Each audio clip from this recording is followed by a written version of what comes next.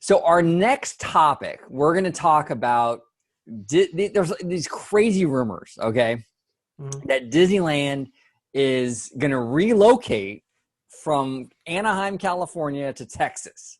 Now, I mean, obviously on its face, this sounds ridiculous, but I wanted to talk to you about it, Dre, because I think there's a lot here to kind of chew on, even though the rumor is probably total BS. But what are your thoughts on the rumor and the ramifications or what have you? Yeah, I mean, well, look, listen, I think it's pretty clear. I've been telling people for the last 10 years, if Disney could move out of California, they'd do so in a heartbeat. Unfortunately, the political climate in California is very interesting as it relates to business. It hasn't been the most business-friendly place to operate out of. That's why you're seeing a lot of auto plants move out of the state. You're seeing a lot of manufacturing move out of the state, especially now. It's also a very litigious state. A lot of lawsuits are brought forward in California, whereas in other districts, it's just not the case. And it hasn't been the most business friendly, I'll say, when it comes to taxes and regulations and so forth. So if they could, they would. I've been telling people that for about the last 10 years. The problem is they have $50 billion worth of assets, at least, at Disneyland Resort. And you can't just up and move those. Those are hard assets that are, they're there. They're there whether Disney or Disney is or isn't. And especially with this is also how you know this is not going anywhere. They're continually working on both Avengers Campus and Mickey Minnie's Runaway Railway, which we'll get into later. But again, why would they invest more if they were going to be leaving in the next 5 years or whatever? It doesn't make much sense. Yeah, no, I completely agree with you. I think the rumor is completely bunk. I do agree with you, though. I do think that if there was some sort of magic wand to stay completely on brand with Disney, if there was some sort of magic wand where they can just kind of move the Disneyland Resort to Texas and call it a day, they probably would. I think business wise, like you said, the tax situation in Texas, I think Texas is more business friendly. I think they would absolutely love to do that. But logistically, it's just not an option. It would be probably, they would almost be better off just building a new resort in Texas than they would be moving the Disneyland Resort over there, because Texas, you could probably sustain a Disney resort. It's kind of the halfway point between Anaheim and Orlando. You could probably build a Disney resort in Texas and it would probably do very well. It just wouldn't make sense to move Disneyland over there. The cost would be tremendous, and like what you're saying too is a great point where their priorities are to continue the expansions and the investments here in Anaheim. Why would you do that? Why would you continue with Avengers Campus or Mickey and Minnie Runaway Railway if you weren't planning on staying here? But that's just the thing. It's just there's really nothing to suggest it. We've heard before that Texas might be a site of a future Disney resort. There are many different factors as to why that might be. I think it's land's cheap out there, very business friendly state.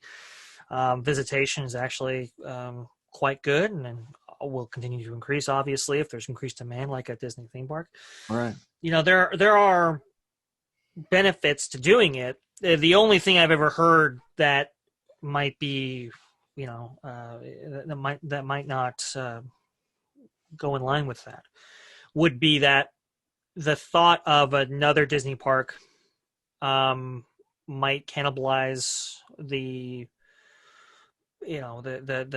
visitation of either Disneyland or Walt Disney World. And I say that because I believe Disney feels that the North American market is largely tapped out, that there is no driving force for a theme park in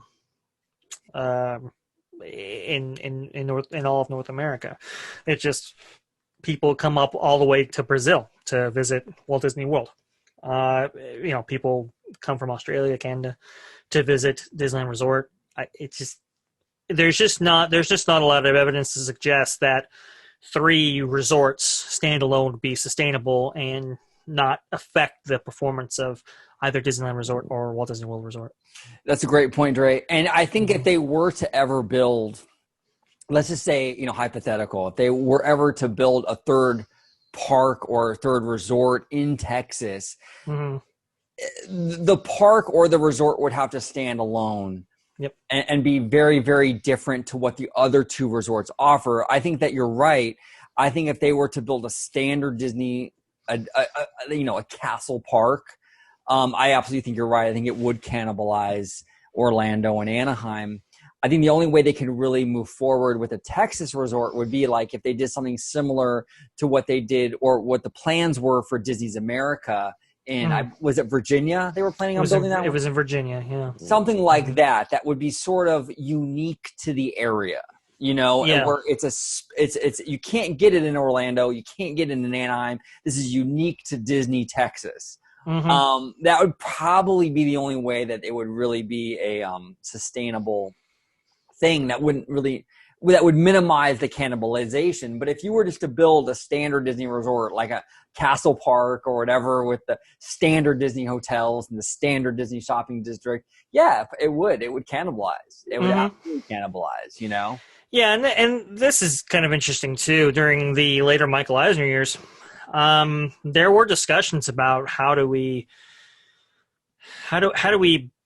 build new offerings or resort entities without having permanentized theme parks attached to them and make it a wiser investment than something that's a huge risk, vis-a-vis Disneyland Paris.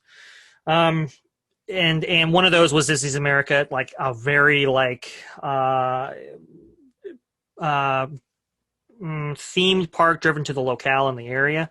Right. That was an idea, and I actually wish that park would have gone forward because I think it would have been very interesting. Definitely. Although with the current climate, maybe not so much. When it comes, and there was even Alauni was actually a resort property that was an idea. Okay, can we have standalone resorts throughout the country? And unfortunately, Alauni was the only real manifestation of that. Wow. But that was an idea to get visitation in other areas, not with a theme park attached. And there was another concept which was totally crazy, which was a floating theme park on an oil rig that would go around to areas along, Asia, Southeast Asia, Northern Africa, that could literally be docked, and you would have these attractions that could be there. You could do it for an entire season, and then you can get visitation in that way. So there have been creative ideas in the past regarding upping theme park attendance, or I should say upping visitation, whether a theme park is attached or not in different areas and locales. But you just the kinds of what should I say? The kind of demand that necessitates it has to be truly outstanding.